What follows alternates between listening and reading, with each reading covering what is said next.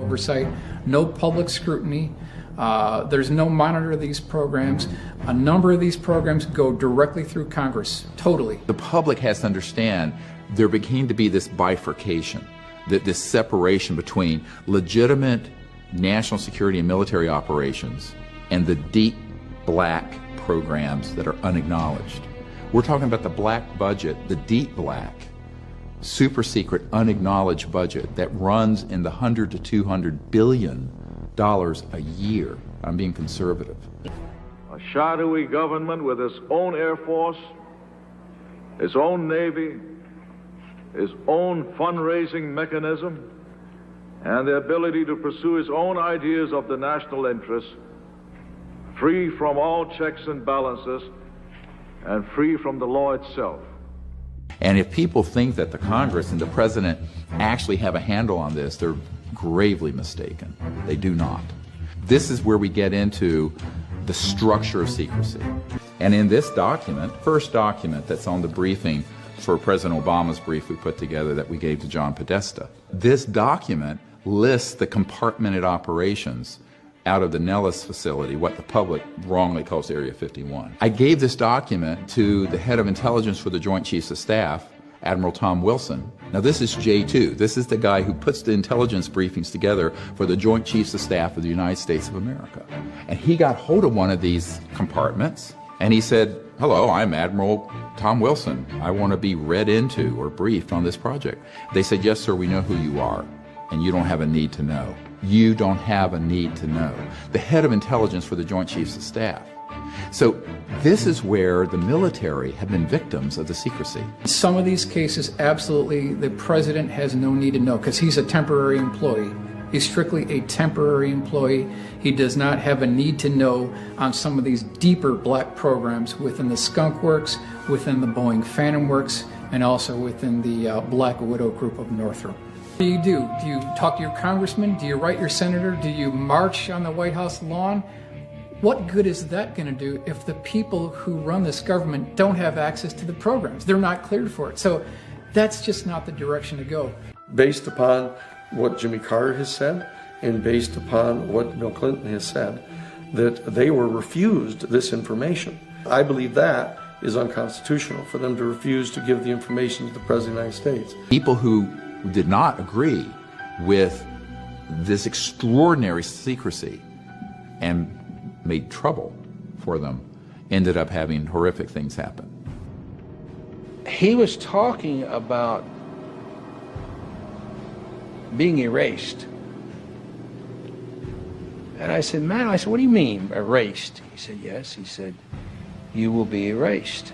If you tell anyone who is not in this room about this project, this bullet has your name on it and it will find you. The most dangerous thing going on the planet today isn't ISIS, it's not Iraq, it's not Russia, it's not China. It's a out of control, covert group that is not being overseen by the people, the Congress, or the President. Within a couple months of me briefing the CIA director, I get a visit from one of Bill Clinton's good friends to my home who says, "They love what you're recommending, that the President do executive orders to declassify and bring all this information out." This man comes to my house and says, "They really think that's a great idea. The President won't do it, it's too dangerous." And I said, "Well, he's the President. He didn't want to be President, he shouldn't have taken on the responsibility and sworn an oath to the Constitution." And he says, "Yeah, but you don't understand. They don't think that they can protect the President." And I said, "What do you mean?" And he's sitting at the dinner table with my children. And he says, "Well, they're concerned that President Clinton will end up like Jack Kennedy." And I start laughing. I really started laughing out loud because I thought, this is nonsense. This is like conspiracy kookville. He says, "No, this is absolutely their concern." And gentlemen, the very word secrecy is repugnant in a free and open society. And there is very grave danger, for we are opposed around the world by a monolithic and ruthless conspiracy that relies primarily on infiltration instead of invasion, on subversion instead of elections. Its preparations are concealed, not published. Its mistakes are buried, not headlined. Its dissenters are silenced, not praised. It is a system which has conscripted vast human and material resources into the building of a tightly knit, highly efficient machine that combines military, diplomatic, intelligence, economic, scientific, and political operations. And we are, as a people, inherently and historically opposed to secret societies, to secret oaths, and to secret proceedings. So these unacknowledged special access projects do not care what your rank and position is. They care about one thing. Will you go along with their agenda? The aliens won't let it happen. You reveal all their secrets. They exercise strict control over us. Now, you know, there are a lot of people that are going to examine your facial expressions here, every twitch, everything, and say, and of course, so did you look? Did you see? Did you explore? I can't reveal anything. Oh, really?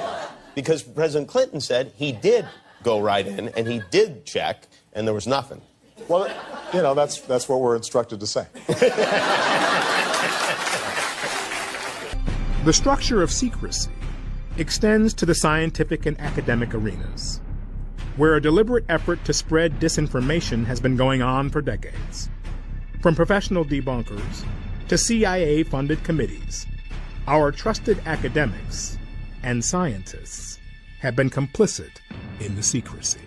This is a document talking about the current program at the CIA. And it says that the PAO, Public Affairs Office, has relationships with reporters from every underlying major wire service, newspaper, news weekly, and television network in the nation. In many instances, we have persuaded reporters to postpone, change, hold, or even scrap stories that could have adversely affected national security. You are fake news. So every news agency, every television, radio station in the Albuquerque, Santa Fe area had our snitches in there. So we knew, and we paid them. We paid them good money. One of the reasons you get the people is you pay them, and that was controversial. That was somewhat controversial. Do you know of national media that have had? Oh, yes, yeah. I'm not going to name them. The corruption of the media means that you have then undermined democracy and our basic constitutional protections. Now, this has worked for 50 years. Why would they change it now? Thank you very much, Richard, and I am delighted to be here in these new headquarters. I have been often to, I guess, the mothership in New York City, but it's good to have an outpost of the council right here down the street from the State Department. We get a lot of advice from the council, so this will mean I won't have as far to go to be told what we should be doing and how we should think about the future.